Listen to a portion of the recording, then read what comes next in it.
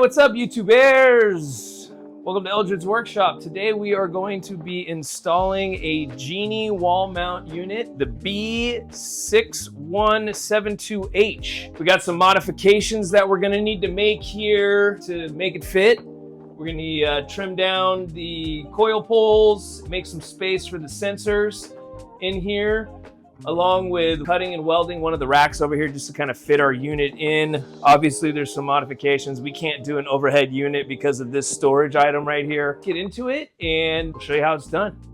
All right, so we got everything laid out here, especially with a bag of chicharrones in case we get hungry.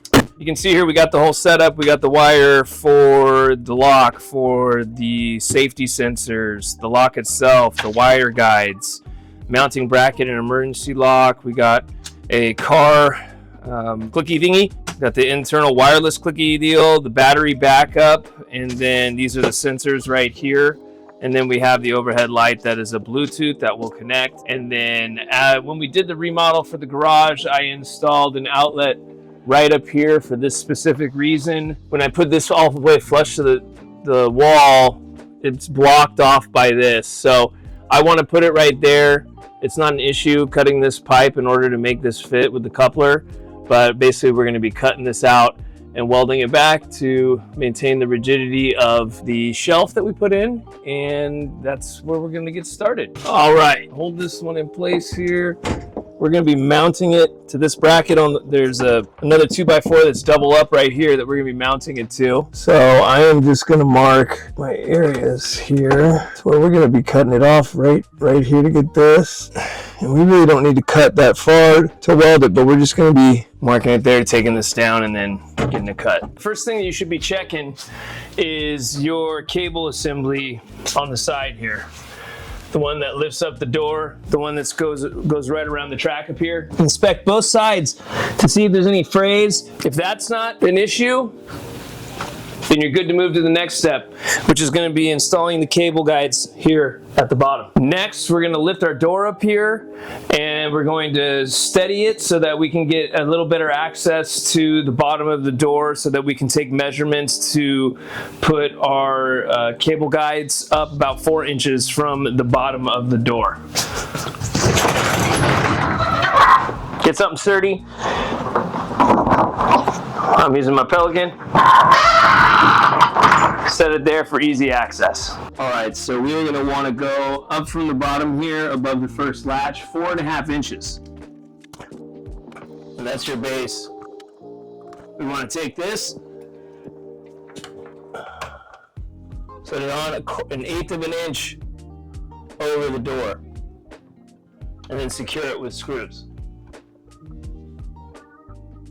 All right, once you've installed these wire guides on the side, I'm going to take this down and make sure that the cable clearance is good and that nothing interferes.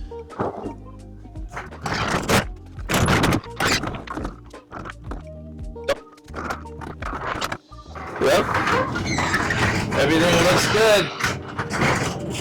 Now we're going to get the mounting brackets ready for over here. I've already pre-cut my pole. And then we're gonna get this all going on the side over here. This one comes with a coupler. The large end goes against the body, and this will go on the rotation pole, or your spring pole. So I am going to get this tight. It's got like Loctite on it, so I can't really hand tighten it, even though the directions say to hand tighten it. So we're gonna do what we can do. That's snug. I already took the bracket out and unscrewed this and placed it on the wall to make sure that I had enough space when I cut off the pipe.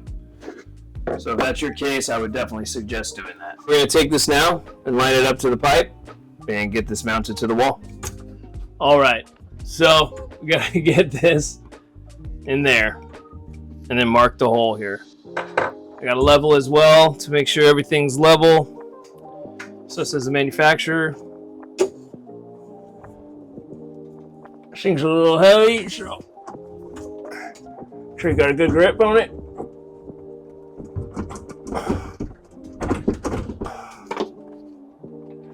Okay, all right, we're We're gonna pre-drill that hole.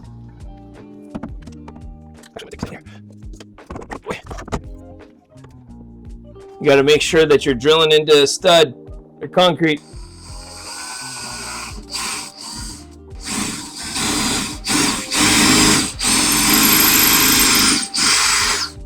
Something that could take the load. I know that I got a 2x4 right behind there. When I put up the drywall, place this on bit right here. Oh, okay. Just got to make sure that there's a 1/4 inch relief in here, which we have plenty. All right. So remove the release so that we can rotate as needed. All right. Let's get the bolts in.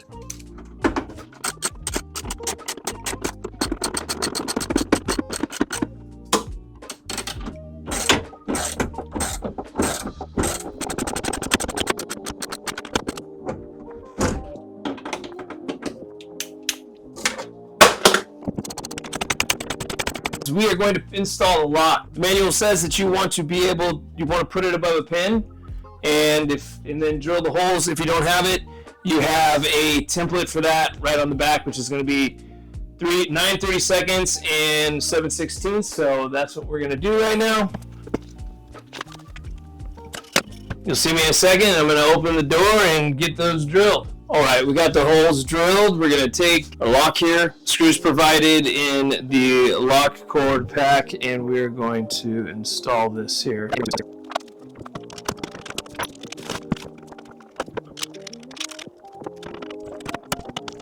All right, so now that we have the lock installed here, low part of the screen, this is the cable that gets plugged into the locking mechanism plug here, which is labeled as lock.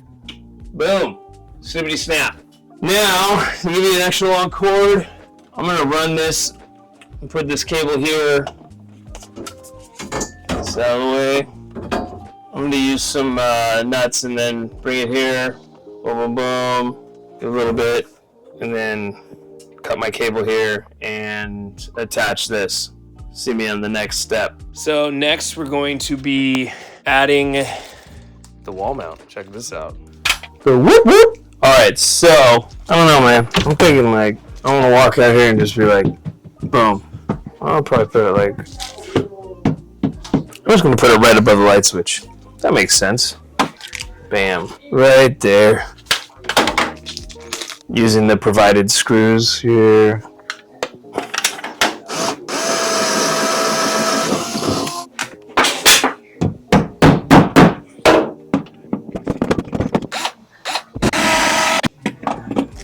They said mark it with this.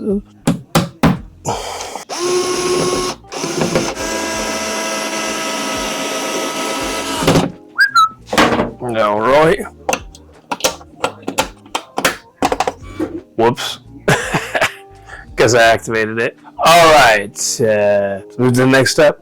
Next move was to run all these cords here for the safety sensors. You can see here there's a solid light. If I put my hand in front of it there, the other one blinks. Come over here, this light is red. I had kind of a situation where that's how you know the plane is broken and that you have the right connectivity. That light is blinking. I had a little issue because when I designed this, I had never assumed that I was gonna get a garage door opener, so I had to cut through the plywood there, and then I cut a hole in there. Otherwise, I would have had to remove this whole thing, and it weighs about 500 pounds. So now we're going to program the door. If I don't make it clear, then definitely check the specs and your instructions. We're gonna go over here. We're going to pull this release. Now that we're released, we are going to put this at half mast.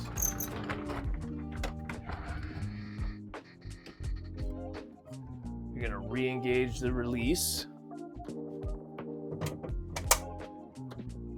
Open up your door here.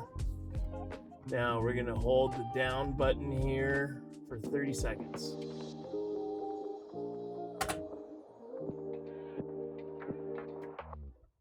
And then you see that flashing blue light. Now we can adjust the door accordingly.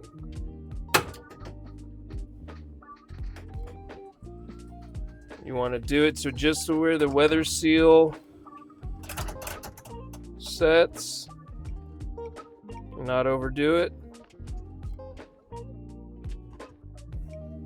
Now we're going to hold this down for 30 seconds to program the downward position.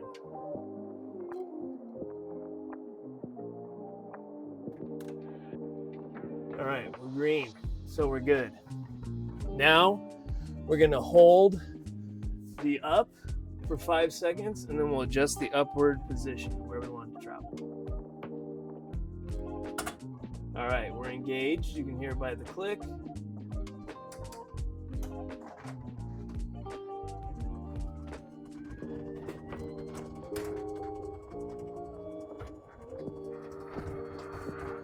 Now, I don't want to overdo it just because I don't want it to span too much, so I'm just going to do it so I can walk out comfortably here. And then hold the door button again to program.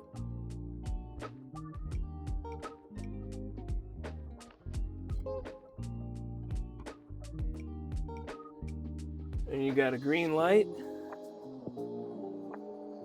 So now we're gonna walk over here, follow me.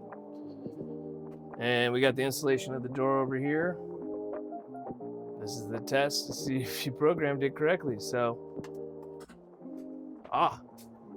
there we go. Man, what a good feeling. Never had a garage door in my life. And, you know, the older you get, the stranger things you want. Hey everybody, thanks for staying tuned. My review on this product is, it's great, you know, for not having something that's overhead mounted, that we can do a side mount. The motor is strong. Haven't had any issues with that. The only issue that we had was the fob, and I programmed it multiple times. It was working, and then hours later, it stopped sharing the signal or being able to operate the base station. So, you know, you got the phone app with this. The phone app is great. Never had an issue with that. I think it's separated from Wi-Fi. That was my own thing. My Wi-Fi shut down. It's a great system. If you're looking for something that is not overhead, it's got a 3-year warranty, and we're super happy with it. It's great. Yeah, so you guys take care.